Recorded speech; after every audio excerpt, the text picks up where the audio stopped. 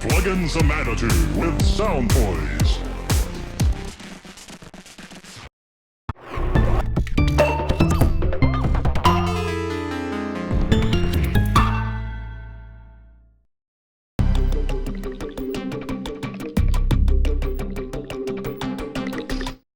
Hey Vlad, how you doing? I'm fine. So the second day of the exhibition. Day 2, still surviving, feet are holding up. Yeah, still surviving. Lovely murals you've got here. Really nice bit of art stuff. I like the look of it. So we shot a video with Flux just before Superbooth. So what we thought we'd do is something a bit different, and we found some questions in the comments and things that came out. So we thought we'd answer those and ask you some questions. So if that's okay, right? Yes, sure. Okay, let's start off with, so one of this question came up multiple times, but I think it was Cresshead who asked it first. Magnets, because they're separate, will you be able to have spares? Are they going to be easily kind of available? First of all, in the kit you will have 4 magnets, so already 2 spare magnets in Flux basic kit. Secondly, you can buy it very easy from us. It's very cheap. And thirdly, you can make yourself, and not only this kind of magnets, but any experimentations you want, like putting magnet in a ring. So Okay. quite frequently people ask me if I could don't squeeze it, but have a ring with a magnet. Yes, it's possible. Also, you can put it in a stick, in a gloves, etc. So this is just usual neodymium magnets from. Have you got them in your hand? Can you have a look at Yes. one So, close? but of course we did special plastic cover for it. Yeah. But inside you have just cylindric neodymium magnets that you can buy for, I don't know, €1 in many big appropriate shops. Right, okay. So also you can use magnets with different forms, different force, so you can make a lot of experimentation with it. So actually we left it for users, because I know musicians frequently love to make some experiments themselves and find their way how to perform, etc. And here this is a perfect case. So with different magnets we will have different curves of response for the keyboard. Okay. So Yes. you could tweak and set up your own way. Yeah, Yes. okay. Actually you can even play with a screwdriver. So everything that has magnetic properties can be used to play Flux. The question is that what velocity response it will have. Okay. So it is very easy, and I hope will be any significant problems with the magnets, even if somebody lost it. Okay. All right, brilliant. Thank you very much. We've got a couple of questions from, first question from anp.me, not a very descriptive name. They were asking about the breakout box, because you mentioned that briefly, that there would be some way of controlling other things externally. I think that was the way around, wasn't it? It's output rather than input. Yes. Tell us a bit more about that. So this is quite an advanced device. That is why we put it in a separate box. So firstly, it has MIDI output with full MPE support of all Flux possibilities. So playing this continuous controlling notes, playing duophonic, and all timbral possibilities here, timbral control possibilities here. So everything will be packed in MPE format. Oh, so it'll be a USB or MIDI output. So we're gonna make DIN5 for this purpose, but maybe we will also think how to make direct USB connection. Yeah, because the to data, PC. the amount of data is going to be huge, I'd imagine. Yeah. Yeah. But also it has 11 CV outputs. Right. Okay. 11 CV outputs, so we have 5 parameters in the right hand and 6 parameters in the left hand. So it also will support duophonic, so 2 separate sets of pitch plus Right. velocity CV outputs. And you can control your Eurorec system and any synthesizer that accept CV in. So it will be a good possibility to control something external using Flux. Right, that's nice. I guess it's a bit early to say when. I mean, have you got a kind of rough idea when you might bringing something out that will do that? I mean, when will the box, do you think, be available? So we hope this box will be available at the same time with Flux, but maybe with some small delay, because it is already in development. Okay, all right. Okay, one more question. Well, we've got a few more questions, but there's another question. This one is from Sam Genevieve's project. And you mentioned about, obviously there's a free scale, but there's also pitch quantization. Is it possible to quantize to scales other than chromatic? Will it do, like harmonic minors or whatever? Will it snap to other scales? So here, unfortunately not. We have just chromatic quantization.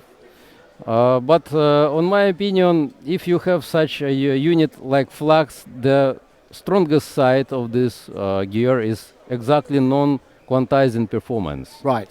That is why we decided don't to put these possibilities, because it requires quite an extended interface here. So using this minimalistic interface, it will be quite hard to apply advanced quantization, like in different scales, especially. So for sure, people immediately will want to build their own scales, and this is quite a complex manipulations. Okay, I understand. I think the same question came also. Could it be played a little so it would be like a pedal steel, so you could play it in the same sort of way? I guess that would mean. Yes, it's absolutely possible. Just question of to make some training and find proper sound here. Right. Okay. I think it's probably because you won't have the strings. It's not laid out in a strings fashion. It's laid out in a keyboard fashion, so you'd have to adapt your playing style, I guess. Yes, right? but the principle of sound extraction is pretty the same.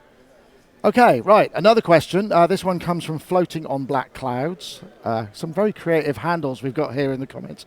How much parameter access is there for the synth engine? Is it fixed to what you define, or is there a way to access more parameters in each engine? Okay, this is a good question. So the structure of synthesis here, the next. We have 37 engines. This is not presets, but really different engines with often very different principles of synthesis. And most of parameters packed in the left-hand timbral part of control. So here we can control up to 12 different parameters of synthesis. And this is the most versatile way how to affect sound of Flux inside one engine.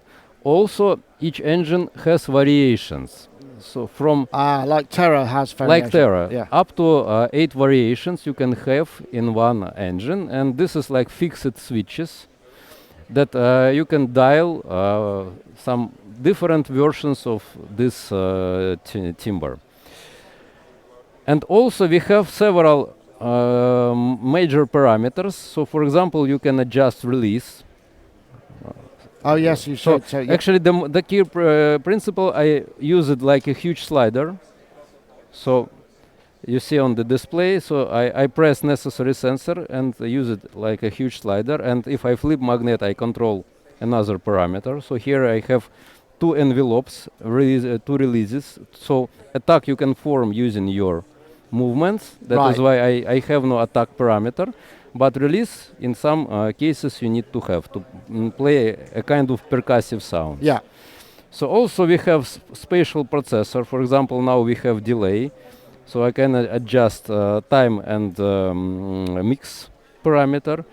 So also we have transposition, and we can transpose the whole keyboard and also affect how the flipping of right. All right, the interval, right. Okay. For example, now we have -2 octaves if I flip.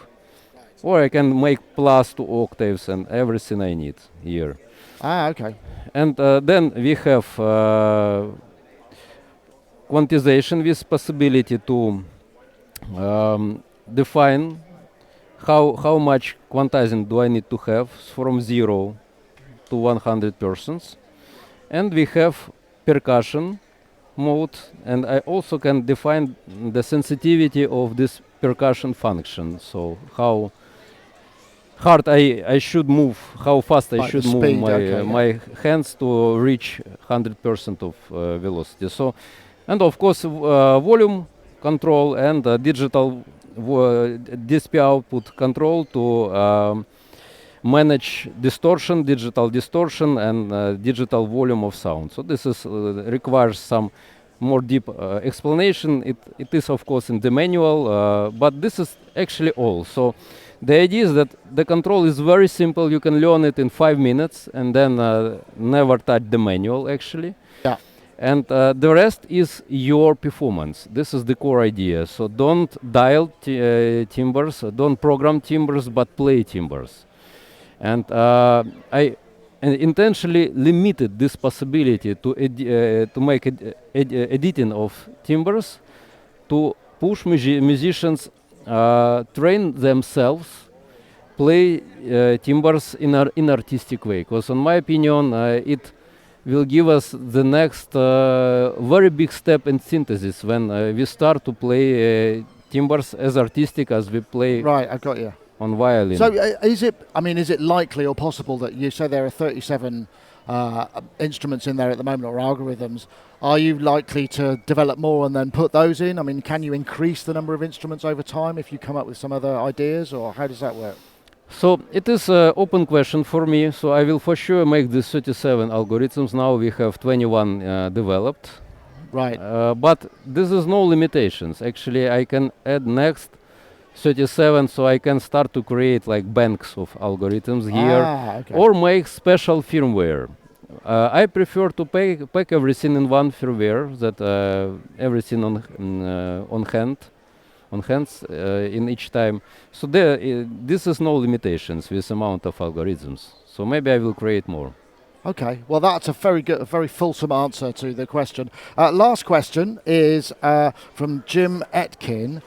Can it be played left-handed? Can you flip it round? We will make such a switch here. So you see, it is very easy just to flip it like this, and then we just need just flip this keyboard and flip this keyboard like this part of keyboard like this. So this is very easy from programming way. So we will definitely make special switch that will turn Flux in left-handed instrument. Okay, well that's nice and easy.